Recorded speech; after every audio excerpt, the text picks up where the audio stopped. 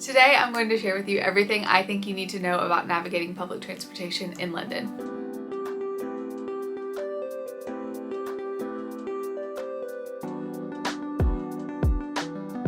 If you're new to my channel, hi, I'm Emily. I live in London and this is part 2 of my 4-part London Guide series, so make sure that you subscribe for more. Before I break down all the different methods of transportation in London, I wanted to give you a few tips to kind of help you on your journey. My first and most important tip is to download the Citymapper app. You can use other options like Apple Maps or Google Maps, but for public transportation, there's nothing more comprehensive than Citymapper. This is not sponsored. I just love them so much and I would recommend them to everyone. It's a free app and like I said, it's very comprehensive, so it will help you through any type of public transportation that you are wanting to use. My second tip is that you don't need an Oyster card. You can use contactless credit cards on almost any form of transportation. Personally, I would recommend using Apple Pay for transportation because it's really much more convenient than having to dig into your wallet to find your credit cards or your Oyster card or whatever.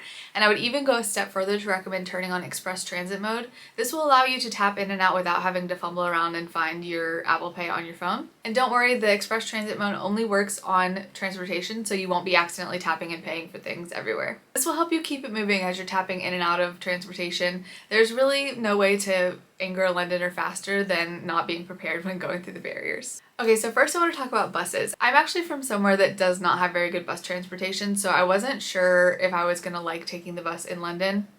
It's amazing. First of all, it's a great place or a great way to see the city, especially if you're on the double-decker buses.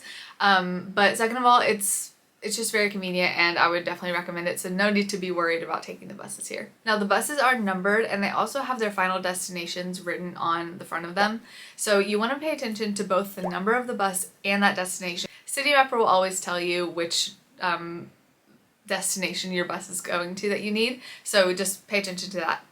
Now when you're looking for the bus stop, all the bus stops have a name on them, but sometimes bus stops next to each other will have the same name, but the letter of the bus stop is what you really want to pay attention to, so just make sure that the letter on the stop matches the letter that you need on Citymapper. Buses in London don't stop at every stop unless requested to do so, so if you are standing at the bus stop, you need to flag down the bus by sticking your hand out and making eye contact with the driver to let them know that you want to get on the bus. Similarly, when you're on the bus, you need to signal the bus to stop. So there are little stop buttons all over the bus that you can press, and the way I like to do this is to pay attention to the name of the bus stop before the stop that I want to get off at, so I know when I'm pulling away from that stop it's time to press the button to stop the bus. To get on the bus, you'll go to the front door near the driver and you'll tap on using your contactless credit card or whatever. There's a little yellow meter right next to the driver, and when the light turns green you're ready to go and find your seat. Once the last person at the stop has gotten on the bus driver will take off, so make sure that as you're moving through the bus you're holding on, and especially if you're going up or down the stairs, hold on very tightly because you never know what the bus driver is going to do. When you're at your stop and you're ready to get off, make your way quickly to the back door of the bus. I say quickly because sometimes the bus driver starts taking off before you're off the bus. If this happens, you can just yell at them to stop, but the best way to prevent this is just to try and get quickly to the door. Next up, we have the tube. So this is one of my favorite ways to get around London. It's definitely one of the quickest, but there are a few things to note. First is that at tube stations you have to tap in and out, even if there's not a barrier. So sometimes there'll be a barrier that obviously you can't walk through without tapping in, but sometimes there's just a little yellow sensor on either like a little stand or against the wall, so just make sure that you're keeping an eye out for that. The next thing you want to pay attention to is what line you need. So after you've gone through the barrier, there will be signs indicating which direction you need to go to for the specific line that you want. So for example, if you're looking for the Piccadilly line, you'll follow that sign, and Citymapper again will tell you what line that you need. Citymapper will also tell you which direction that you need to be getting. So for example, the Piccadilly line runs east to west, so Citymapper will tell you if you need to be getting the eastbound train or the westbound train. And there will be signs indicating which platform is for which. Now the tricky thing is sometimes tubes split off. They could be going the same direction but have different final destinations. So again, Citymapper will tell you the destination of the bus or the tube that you need to get on, but just you can double check on the signs and just see if your stop is along the way to the final destination of that tube.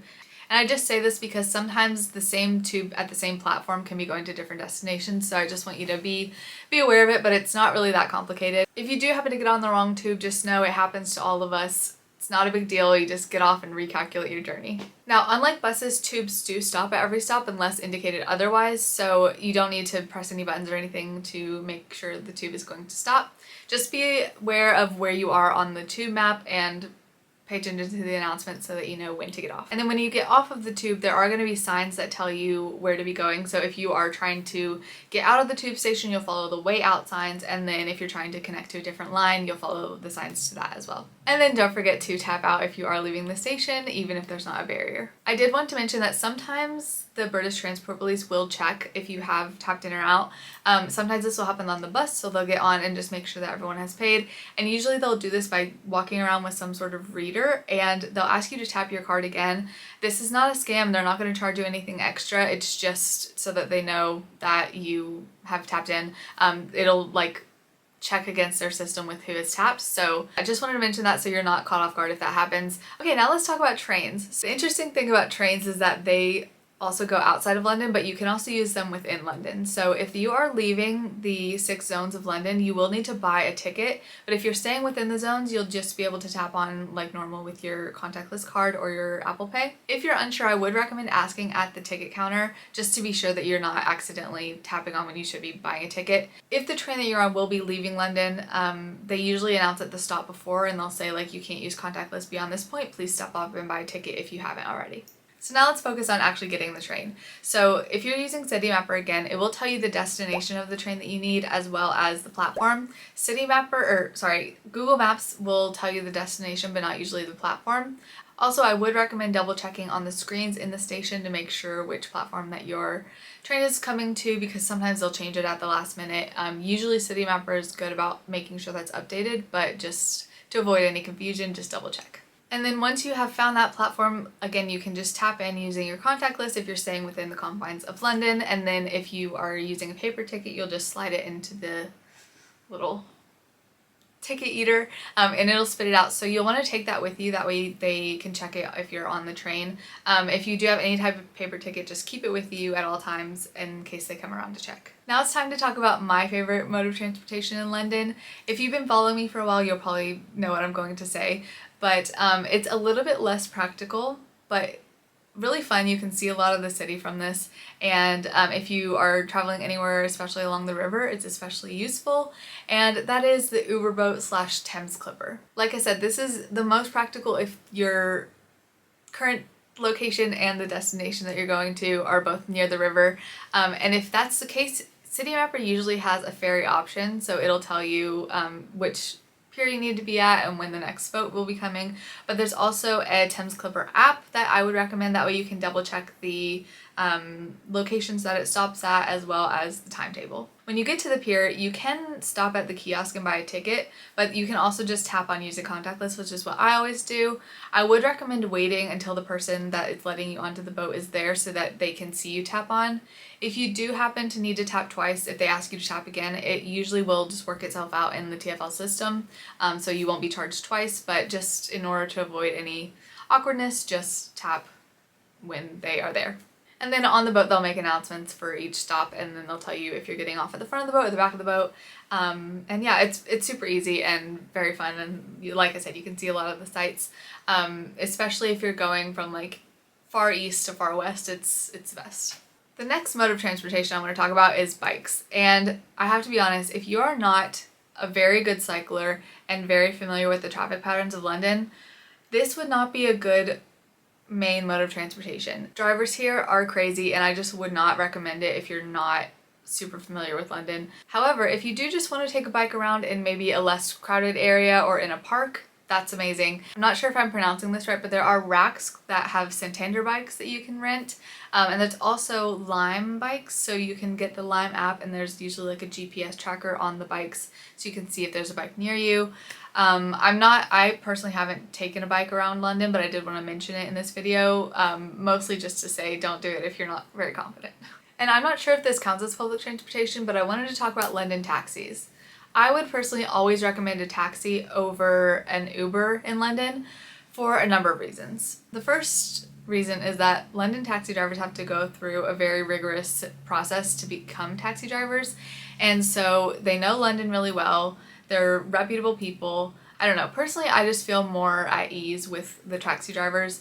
Also, they are very friendly. I've always had really good experiences with them. They like to chat, though they will leave you alone if you don't want to chat, but usually I like to with them because they just know the city so well, and if you have any questions about your trip here, they'll be happy to answer them. And then another reason is one time I was in an Uber and they told me that they actually have to yield to the taxi drivers. I think there's some sort of law that the taxi drivers have the right of way, meaning that you'll probably get to your destination faster if you are in a taxi. And the best way, in my opinion, to get a taxi is either just, if you're in a populated area, you can just flag one down, and if you need a taxi to be called to you, you can use the Free Now app.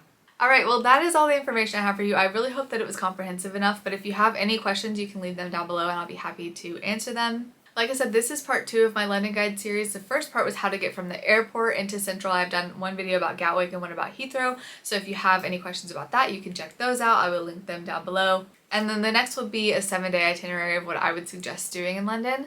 And then finally, I have a do's and don'ts tips video for visiting London as well. So stay tuned for those. If those sound of interest to you, make sure that you subscribe. And if this video was helpful, please give it a like. I would really appreciate it. And I'll see you next time. Bye! Time for a thumbnail. Should be something good in there. I don't know.